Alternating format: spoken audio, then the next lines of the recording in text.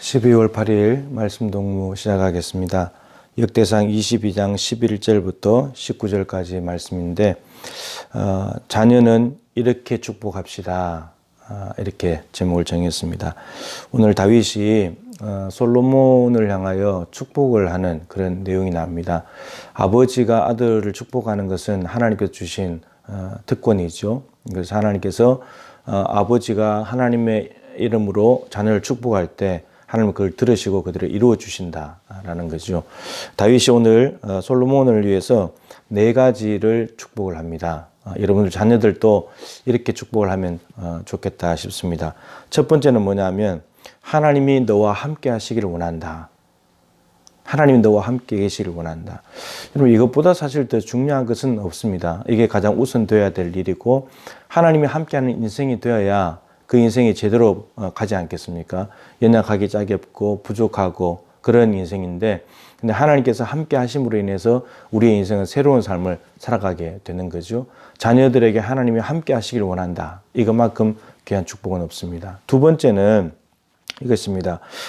이제 다윗이 성전을 짓고 싶었지만 하나님이 너는 안 된다. 네 아들이 지어야 된다. 이제 솔로몬이 성전을 지어야 되는데 그래서 결국은 솔로몬이 성전을 짓는 것을 앞두고 다윗이 이렇게 말합니다. 하나님께서 너와 함께 하시는 가운데 네가 형통해서 성전을 잘 지으면 좋겠다. 하나님께서 네 보고 성전을 지으라고 했기 때문에 하나님이 말씀하신 대로 네가 성전을 지으면 좋겠다.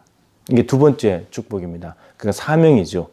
첫 번째는 임마누엘, 하나님과 함께 하시기를 원한다. 두 번째 아들의 사명을 위해서 기도하는 겁니다. 네가 사명을 잘 감당하면 좋겠다. 세 번째는 뭐냐면 하나님께서 너에게 지혜와 총명을 주셔서 나라를 잘 다스리면 좋겠다. 다스리게 하시기를 원한다. 이 말은 뭡니까?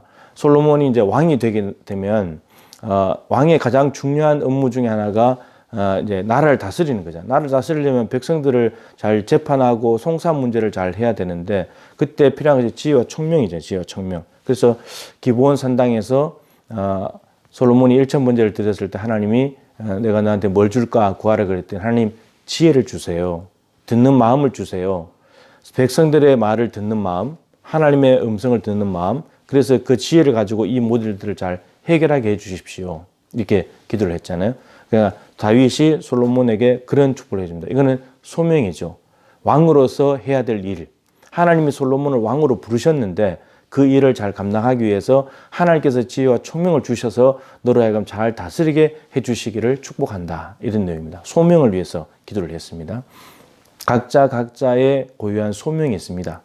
그 다음에 마지막으로는 하나님의 율법을 잘 지키게 하시기를 축복한다. 이렇게 말했습니다. 그러니까 하나님의 말씀대로 네가 살기를 나는 축복한다. 그러니까 자녀가 엉뚱한 대로 자기 생각대로 세상의 흐름대로 사탄의 꾀임수에 빠져서 그렇게 살아가는 것이 아니라 하나님의 말씀대로 말씀을 지키면서 임금 노릇을 하기를 원한다. 이제 이걸 빌어줍니다. 그런데 거기에 보면 좀 내용이 좀 덧붙어 있는 게 있습니다. 그래서 하나님의 말씀대로 갔을 때 네가 이 법도대로 하나님의 말씀대로 하면 네가 형통하게 될 것인데 그렇게 될 때 너는 강하고 담대할 수 있다. 그리고 두려워하거나 놀랄 필요가 없다. 이렇게 말합니다. 그러니까 이게 무슨 말이냐면 솔로몬이 이제 나라를 다스려가고 성전 짓고 이런 일들을 감당해 나갈 때 강하고 담대함이 필요하다는 거죠. 두렵고 놀랄 만한 일들이 있는데 강하고 담대함이 필요한데 근데 그 강함과 담대함이 어디서 나오냐면 임금이라고 하는 어떤 자리, 힘과 권력에서 나오는 것이 아니고 하나님의 말씀을 붙들고 살아가게 될 때 거기에서 나오는 강하고 담대함이라는 겁니다. 이게 매우 중요합니다. 우리 그리스도인들이 세상에 살아갈 때 어떻게 강하고 담대할 수 있냐? 하나님의 말씀을 붙들고 가는 자체가 내가 말씀대로 사는 자체가 강하고 담대할 수 있는 힘의 근원이 된다는 겁니다. 요한 1서에 그 교회 안에 있는 구성원들을 아이들, 청년들, 어른들, 아비들 이렇게 나눴을 때 영적 청년기의 특징이 뭐냐면 너는 강하며 그리고 흉악한 자를 하나님의 말씀이 너희 안에 거하시면서 흉악한 자를 이긴다. 이렇게 나왔죠.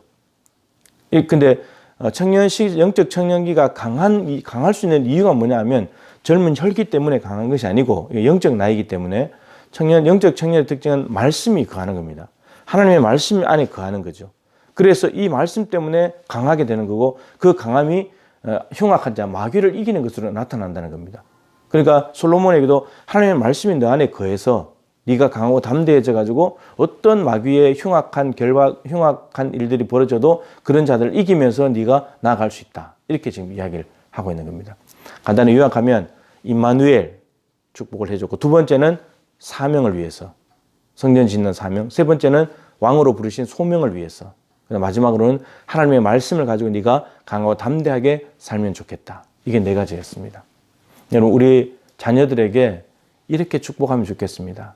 오늘 혹시나 아침 일찍 이 말씀을 듣고 자녀를 간다면 진짜 실제로 말로 하나님이 오늘 너와 함께 하시기를 원한다. 하나님이 너에게 주신 사명이 있고 소명이 있는데 그걸 잘 감당하기를 축복한다. 그리고 오늘도 말씀대로 네가 살아간다면 세상에서 강하고 담대한 사람이 될 것이다.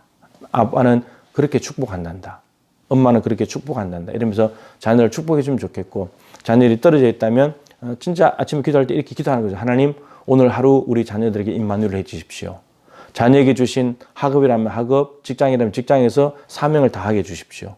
하나님께서 이 땅에 불러주신 뜻을 잘 받들어서 살아가게 해 주십시오. 오늘도 자기 인간적인 기술이나 지식이나 경험이 아니라 하나님의 말씀 가지고 살아가는 우리 아들, 딸이 되게 해 주십시오. 이렇게 축복한다면 하나님께서 여러분들의 기도를 들으시고 하나님께서 반드시 자녀들에게 그렇게 응답해 주실 것입니다. 솔로몬도 정말 그렇게 해가지고 하나님이 함께 하셨고 성전 짓는 것 잘했고 왕으로서 통치도 이제 나중에 부패할 때까지는 잘했고 그리고 하나님의 말씀 가지고 사는 삶을 살아서 가장 왕성한 나라를 이루었던 것이 바로 솔로몬이었습니다. 이 자녀에 대한 축복 여러분들도 이렇게 하셔가지고 자녀들이 이 땅에서 정말 멋지고 근사하게 살아가게 되는 놀라운 은혜가 여러분들의 가정에 자녀들에게 있게 되기를 축복합니다.